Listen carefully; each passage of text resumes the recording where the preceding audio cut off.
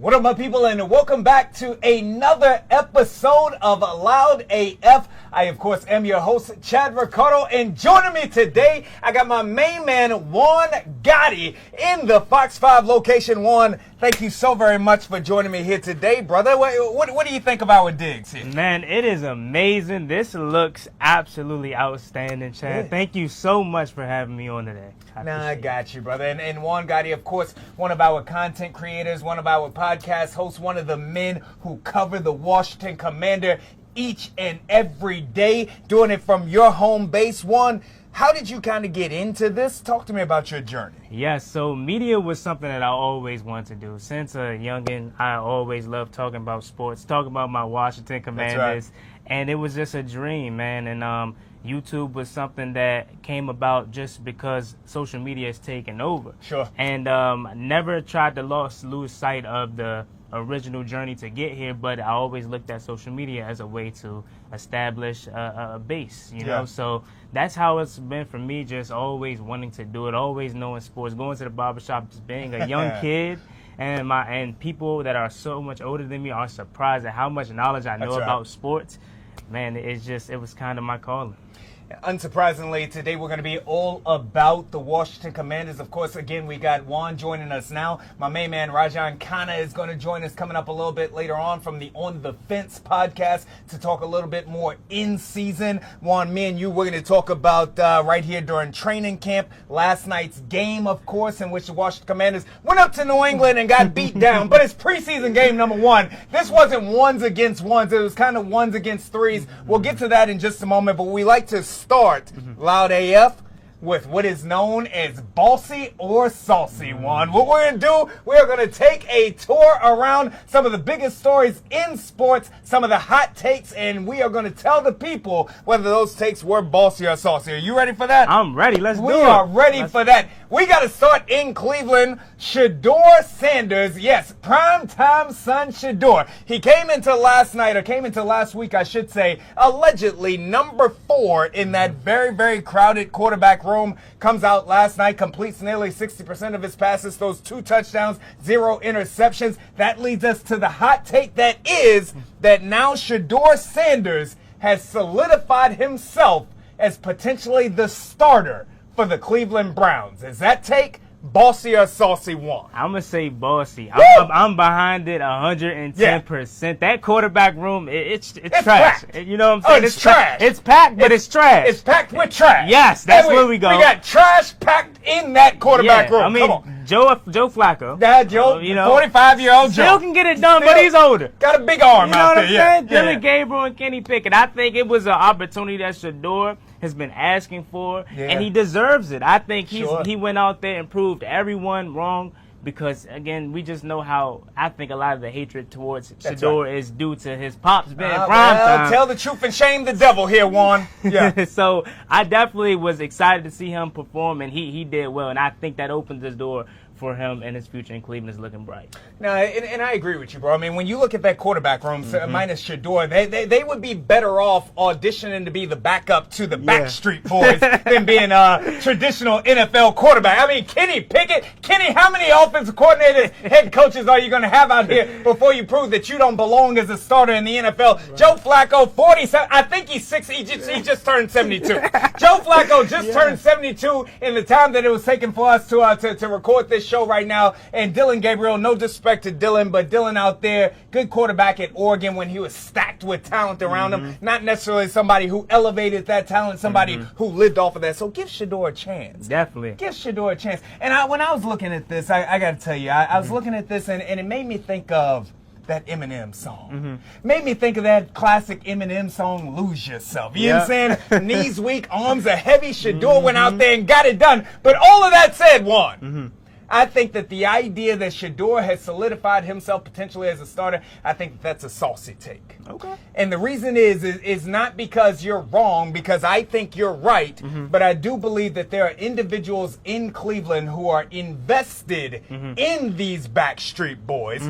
Kenny Pickett, you traded for Kenny Pickett. So you gave up assets for Kenny Pickett. Dylan Gabriel, whether he's better than Shador or not, 3rd-round draft pick instead of a 5th-round draft pick. When you begin to put people's jobs on the line, they want to make sure that what they did looks the best. So Shador, I think he needs a couple more big performances like this before he truly puts his name in that conversation. That's my take. Yeah, and I definitely can see where you're coming from with that, especially like you said, investing assets into Kenny Pickett. But again, yesterday I think kind of proved that, hey, we can't turn our eye towards Shador Sanders. Let's see what more he can do, because let me tell you this, Chad. Come on now. Had he had a horrible performance, they would have been all on his back. But since he went out there and performed well, they want to kind of put asterisks by, it's preseason. But let me tell you, it was Carolina starters for the most part that he carved up. That's right. He went out there and got the job done. And Shador, we are all rooting for you. I think, the whole cookout is rooting for Shador. The whole daggone cookout is putting their wrist on the arm right now. Shador, you keep doing it. Tom Brady, his mentor, Tom Brady, of course, 6th-round draft pick. So Shador,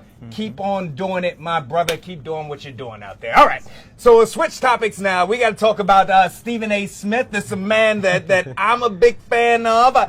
Juan, I don't know that I would be here right now sitting next to you if it wasn't for a Stephen A. Smith of ESPN. However, Stephen A. earlier this week made some comments that maybe some Commanders fans are unhappy about. Stephen A. Smith went on First Take, and he said that out of all 32 teams in the NFL, the team that he feels as though is at the biggest risk of having a drop-off are none other than your Washington Commanders.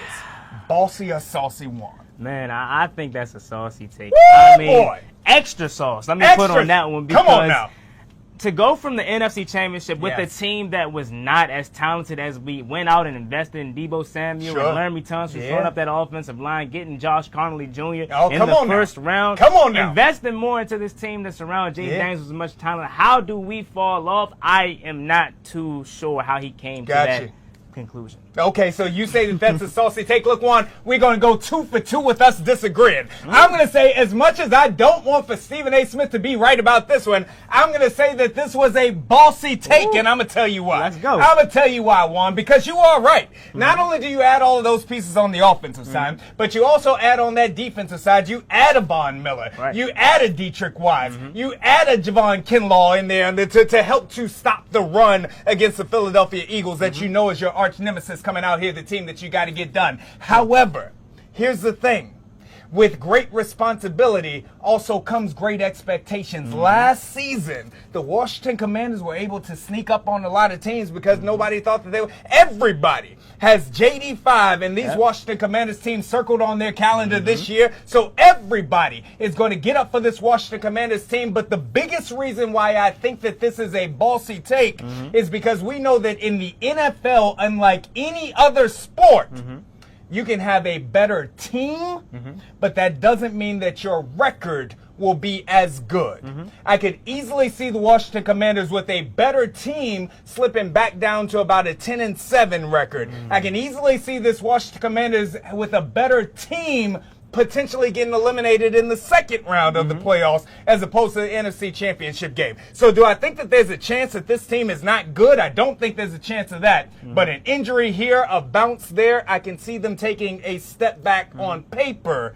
even though not actually with the structure of the team. Yeah, and I mean, that's a tough one for me because a lot of those are hypotheticals dealing with injuries and whatnot. But in terms of on paper and skill, and a lot of these teams do have it out for us in terms of this is the up-and-coming team, Jaden Daniels, sophomore slump, this or that. They have it out for us. But like Dan Quinn says, anytime, anywhere, we're fighting back any place. So I do think with the massive upgrades that we had and the strong schedule, that we do have is going to be tough each and every week.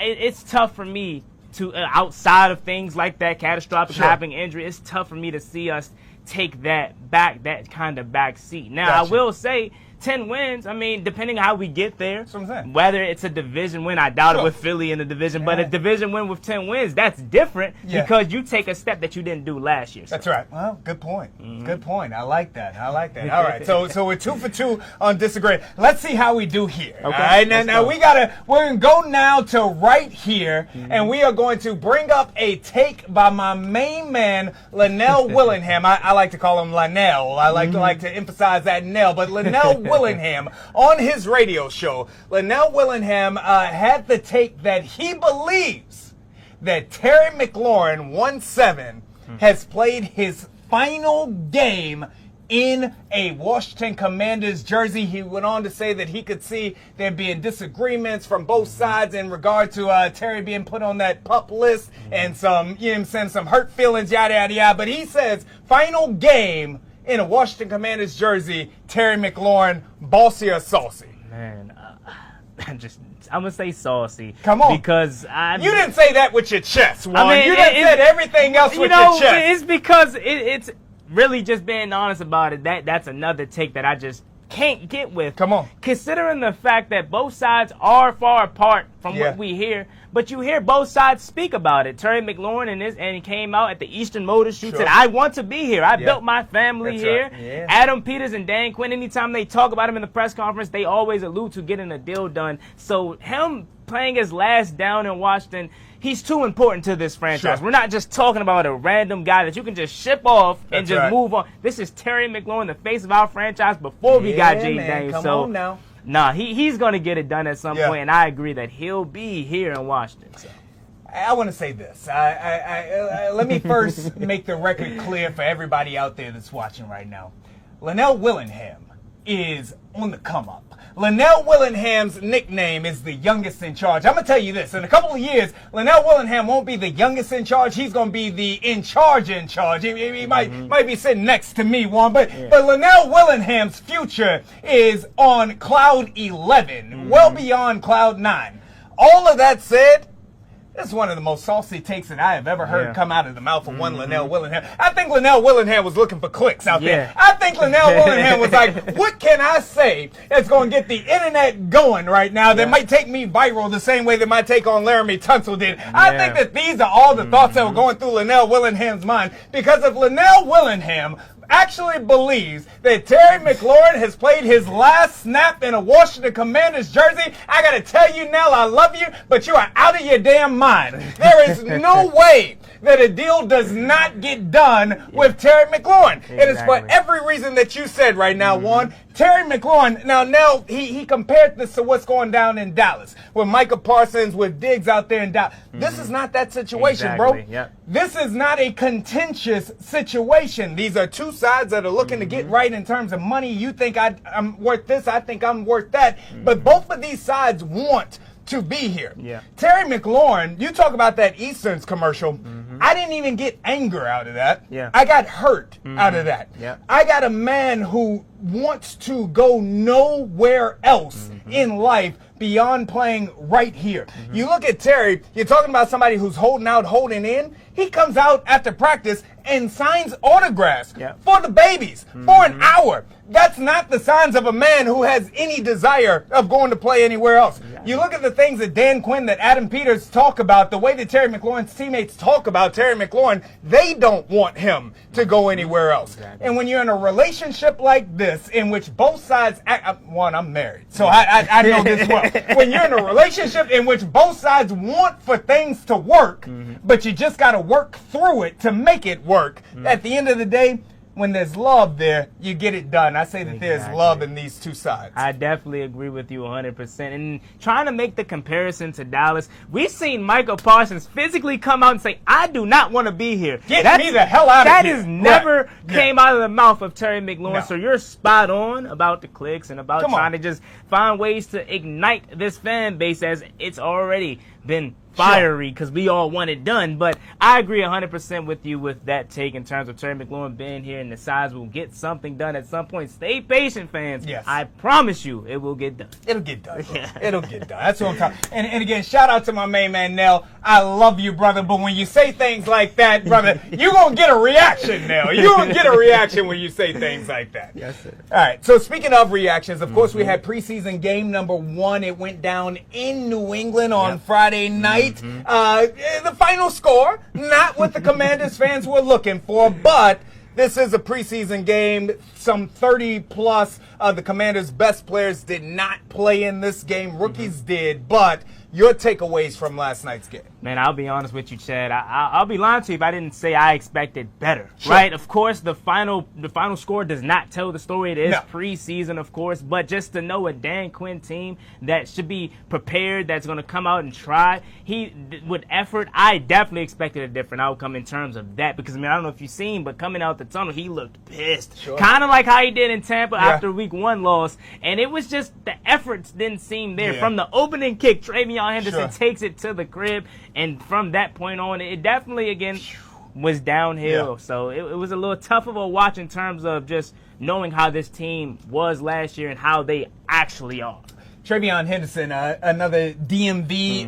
If you want, it depends on how far you stretch DMV. Travion's from Richmond. For these purposes, we're going to claim Richmond in the DMV as well and claim him as one of our own. But, that opening kickoff. And DQ said after the game, he said that the team came out and looked a little flat. I'm paraphrasing here. But he said the team looked a little flat, which was surprising to him because, of course, if you aren't aware, the Commanders actually had joint practices with New England on Wednesday, and by all accounts, they were super fired up, super sharp when they were up there. Team didn't have that same jolt of energy level in last night's game. And when you look at a special teams play, like a kickoff, I don't care about the final score. Kickoff return for a touchdown to open up preseason, that will get under the coach's skin. Yeah, definitely. I think a lot of the special teams antics that went down yesterday, because you also had a missed field goal as well, and you had a lot of penalties and just a lot of penalties. Poor play overall. The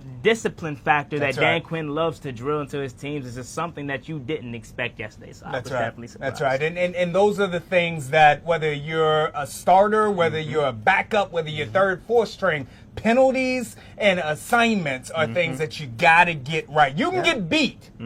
But if you're Dan Quinn and you're the Washington Commanders, you don't want to beat yourself out there on the field. Yeah, definitely, especially when you have guys fighting for a roster spot. Because I think something that got exposed yesterday is beneath the Jaden Danes, beneath the 30 missed starters. That's right. The back end of this roster is not that good. Come on now. It was very unfortunate, you know what I mean? Because I think if Terry McLaurin was watching and his agent, his numbers shot up again. Went up, because Chris Moore and KJ Osborne dropped passes. It was a tough watch, Chad.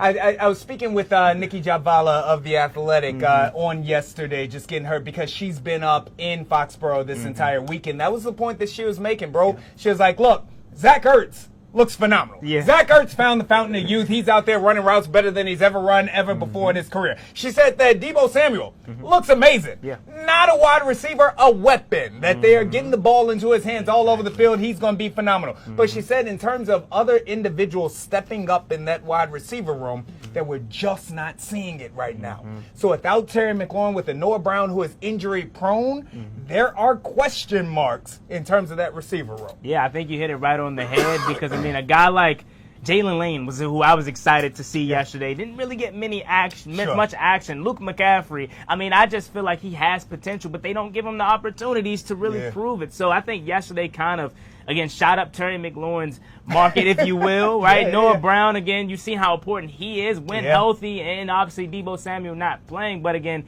these are guys that you're going to have to count for in the late stages of the season if, like you alluded to earlier, injuries happen. We go up to Philly late, right? You might need a Luke McCaffrey to step in. You might need a Ja'Cory Brooks who may make this roster to come in and perform for you. So I do think the back end of this roster, the receiver position, was lackluster yesterday, but we need them. No, I mean, you look at last season in this magical run, De'Ami Brown emerged later in the season and just became phenomenal. And forgive me, but the other wide receiver what was the other wide receiver? Who's in Detroit now? He's in Detroit now. I'm lost. I'm lost. Okay, Washington Commanders reporter, Washington Commander content. Him. He's in the Zacchaeus. Unlimited Zacchaeus. There we go. Zacchaeus. They emerged later on. The question will be, does this wide receiver room have those guys? Yeah. Can Jalen Lane grow up all of a sudden? Can McCaffrey? McCaffrey's coming from quarterback. He's still learning the position. Can he do it as well? Okay. Before you get out of here, Juan, I want for you to tell everybody all of your socials. Where can they follow you? Where can they get more of your content? Yes. So my name is Juan Gotti Talking Sports on all platforms, especially YouTube and Instagram. That's where you can find me at. I cover the Washington Commanders every single day, bleed burgundy and gold. So that's where you can find me again, Juan Gotti Talking Sports. Now, we love you, and Juan, thank you so very much for stopping by here today. Yes, dropping it off, giving us bossy, saucy, running through the Commanders preseason game. Be sure to tap in to Juan on all of his socials, because like he said, he's giving you Commanders bleeding burgundy and gold each and every day. So pick up on that content right